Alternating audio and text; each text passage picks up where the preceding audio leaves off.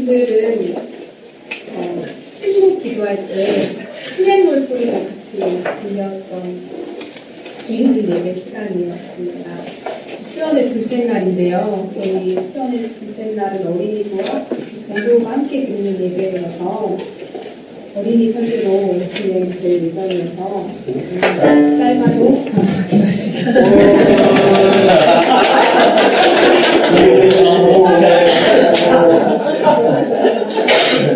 저희 어린이부는 꼭 제목을 같이 읽거든요. 맨 처음 제목이 있는데 그 제목을 같이 한번 읽어보겠습니다. 제목을 찾아라. 이게 아닙니다. 맨 처음 같이 읽어보겠습니다. 시작. 그리고 하나님을 찾아라. 네, 책임봉을 찾아라 다시. 여러분 혹시 책임봉을 찾아라라는 동화책 읽어보셨나요? 네. 선생님들 한 번씩 읽어보셨을 것 같아요. 그리고 초등학생 어린이분은 없나요? 없어요. 없습니까? 이 책에는 최기봉이라는 담임 선생님이 나오는데요. 최기봉 선생님은 반 아이들에게는 관심이 없었어요. 그래서 아이들의 이름도 잘 몰랐죠. 1년 동안 함께 했는데도 말이죠. 그래서 1년 동안 함께 했던 아이들과 헤어지는 2월이면 마음에 남는 것도 기억에 담은 것도 없었기 때문에 최기봉 선생님은 헤어짐이 섭섭한가기보다는 시원했어요. 그런데 어느 날 최기봉 선생님에게 기분 좋은 일이 생겼어요. 15년 전 제자에게 엄지손가락 도장과 우는 얼굴을 한 울보 도장, 이렇게 2개의 도장을 선물로 받고 좋아서 반 아이들에게 자랑해요. 그리고는 공부 열심히 하고 착한 행동을 하는 아이들에게는 엄지손가락 도장, 공부 제대로 안 하고 말썽만 피우는 아이들에게는 무슨 도장을 그었을까요? 울보 도장을 찍어주겠다고 해요. 사실 최기봉 선생님에게 이렇게 다정하게 선물을 보낼 만큼 예뻐했던 제자는 없었어요. 앞에서 말한 것처럼 선생님은 아이들에게 무관심했고 고함과 벌로 아이들을 제압했기 때문입니다. 그런데 얼마 지나지 않아 이 엄지 도장 하나가 감쪽같이 사라졌어요. 사라진 도장은 학교 곳곳에 찍혀 선생님을 아주 난처하게 했어요. 왜냐하면 그 도장에는 최기봉이라는 이름이 찍혀있어요. 도장은 새로 페인트 칠한 벽과 여자 화장실, 남자 화장실, 공무실에 찍혔고 교장 선생님의 사인이 들어가야 할 칸과 상장에까지 딱 찍히며 학교 곳곳을 누비고 있었어요. 도둑맞은 도장 때문에 골치가 아픈 최기봉 선생님은 도장을 가져왔을 것 같은 범인으로 3명의 아이들을 의심해요.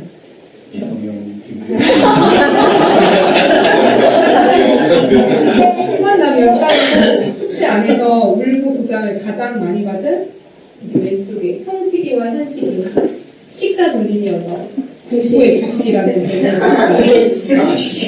공부의 규식이들과 걸레질하는 벌을 가장 많이 받아 인간 세탁기라는 별명을 가진 공줄이라는 친구였어요.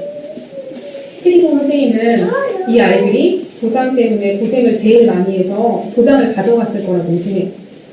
선생님은 이 3명을 도장 특공대로 임명하고 도장을 가져간 범인을 찾도록 하는 임무를 주었어요.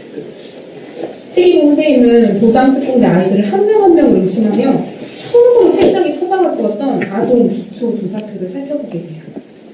그런데 두식이들의 조사표는 찾았는데 공주리의 조사표는 아무리 찾아도 나오지 않았어요. 알고 보니 공주리의 조사표는 처음부터 받지 않았던 거예요.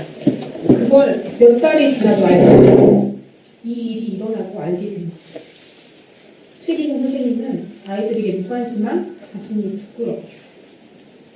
선생님은 도장 특공대와 학교 곳곳에 낙서된 도장을 지우고 범인을 찾으면서 아이들과 떡볶이를 먹기도 하고 함께 이야기를 나누게 되었어요. 그러는 동안 아이들에게 마음을 닫고 있었던 최기봉 선생님의 마음이 스르르 열리면서 아이들과 조금씩 친해지게 되었어요. 선생님은 도장 특공대 아이들에게 처음으로 관심이 가기 시작했어요.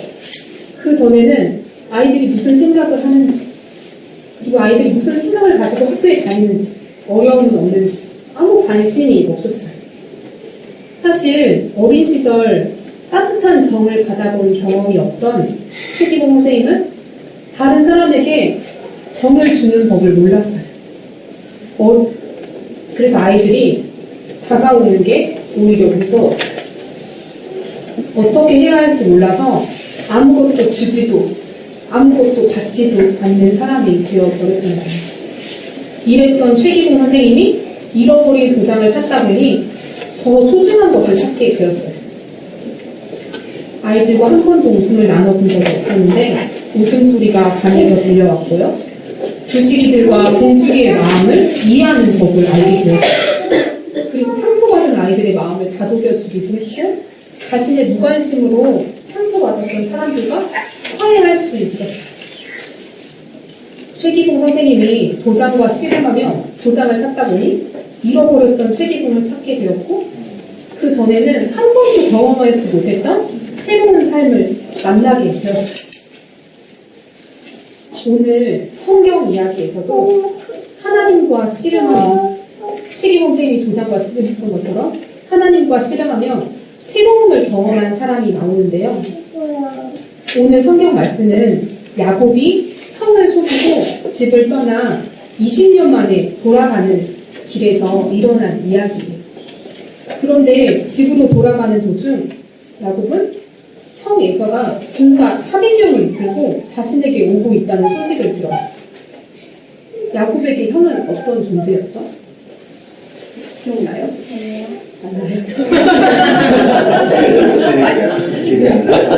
야곱에게 형은요, 야곱이 형을 속이고 뭘 뺏어갔잖아요. 기억이 안 나요? 네. 망토인가? 어떤 만화책에서 아빠의 제사때 제사인데 형 기도가지고. 네, 맞아요. 그 기도를 대신 받고 축복권은 대신 받고 형이 받아야 할 축복을 대신 받고 네, 망토를 쓰고 화를 붙이고 그래서 맞네. 아버님 뭐 하시나요? 그래서 형이 야곱에게 화가 많이 나 있었어요. 그래서 야곱은 형을 속여 축복을 가르치고 도망쳤기 때문에 형에 대한 두려움이 굉장히 큰 사람이었어요. 형이 무서운 야곱은 형을 만나러 가기 전 형에게 줄 선물을 먼저 보냅니다. 그리고 그날 밤 야곱은 두 아내와 두 종, 11명의 아들과 자기의 모든 소유를 먼저 보내고 자기는 약곡강에 혼자 남았어요. 화가 난 형이 가족들을 어떻게 할지도 모르는데 야곱이 맨 뒤에 있는 건 너무 비겁하지 않나요? 형을 만날지를 아니면 만나지 말지를 가족들과 함께 고민하는 게 아니라 가족은 먼저 보내고 이제 자신이 갈지 말지를 어떻게 해야 할지를 고민하고 있어요. 야곱이라는 뜻은 혹시 뭔지 알나요?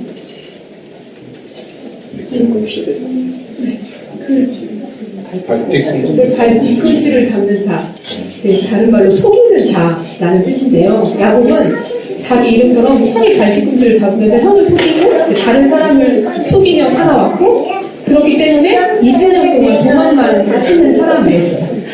그 밤에도 약곡강에 혼자 남은 야곱, 그 밤에도 이름대로 가족을 속이고 홀로 도망치가 고민하고 있었을까요? 형을 만나기 두려운 마음을 다독이고 있었을까요? 그때 갑자기 어떤 이가 나타나 야곱을 붙들더니 야곱을 넘어뜨리려고 하는 거예요. 야곱이 도망칠 수도 없을 만큼 갑자기 일어난 일이었죠. 그 나타난 일을 속일 생각도 할 수 없을 만큼 상대는 강했어요. 갑자기 붙들리게 된 야곱은 있는 힘을 다해 그 어떤 이와 겨루었어요. 해가 뜰 때까지 둘은 서로를 넘어뜨리려고 했지만 승부는 나지 않았어요. 그 이는 야곱을 도저히 이길 수 없음을 깨닫고 야곱의 엉덩이뼈를 쳐서 다치게 했어요. 다쳤음에도 야곱은 그 일을 놓아주지 않았어요. 그리고는 그 이에게 축복을 해달라고 떼를 써요. 그 순간 야곱이 간절히 원했던 축복은 무엇이었을까요? 야곱이 왜 그렇게 간절하게 내달렸을까요? 왜 야곱이 어떤 축복을 원했을까요? 형과의 화해. 감사합니다. 네, 바로 형으로부터의 보호이지 않았을까 생각해 봅니다. 이제야 좀 야곱이 그렇게 끈질기게 매달린 이유를 알 것 같습니다. 야곱은 많이 두려웠고 그만큼 간절했어요. 그런데 어떤 이는 축복해달라는 야곱에게 뜬금없이 이름을 묻더니 이름을 바꿔줘요. 야곱이라는 이름을 이스라엘로 바꿔줘요. 그때 당시의 이름은 그 사람 자체였어요. 이스라엘이라는 이름의 뜻은 무슨 뜻일까요? 네, 하나님과 싸워서 이긴 자, 하나님과 씨름한 자라는 뜻인데요. 야곱의 이름이 달라졌다라는 것은 곧 야곱의 삶이 달라졌다라는 것을 뜻해요. 그렇다면 야곱에게 하나님과 씨름한 자, 하나님과 겨뤄 이긴 사람, 이것은 무엇을 뜻하고 있을까요? 지금까지 야곱은 사람을 속여 자신이 원하는 것을 얻어낸 사람이었어요. 그런데 이제는 하나님과 씨름하며 하나님의 뜻이 무엇인지 온 몸으로 묻는 사람으로 새로워졌음을 이름이 바뀌는 것을 통해 우리에게 보여주고 있어요. 단지 이름만 바뀐 게 아니라 야곱이 삶을 대하는 태도가 바뀐 거였어요. 최기봉 선생님이 도장을 잃어버리기 전과 후가 달랐던 것처럼 보여져요. 이 경험을 통해 야곱은 새로운 삶을 살게 돼요. 자기 마음대로 살았던 삶에서 하나님의 뜻이 무엇인지 묻는 삶으로 새롭게 겁을 나는 거예요. 여러분, 어제에 이어 오늘까지 우리는 뭘 하고 있죠? 수련회를 하고 있는데 그 수련회 제 주제는 뭐죠? 네, 같이 읽어볼게요. 시작.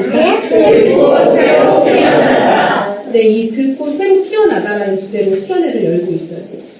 우리 교회는 지금 새로운 교회의 삶을 열어갈 준비를 하고 있는데요. 이 시간을 지나면서 우리가 찾아야 할 들꽃 향기는 무엇인지, 우리 교회는 어떤 모습으로 이 땅에 존재하며 우리가 하나님과 씨름해야 할 것은 무엇인지, 또 하나님의 뜻을 묻고 우리가 온몸으로 살아내야 할 것은 무엇인지를 찾는 시간이 되었으면 좋겠습니다.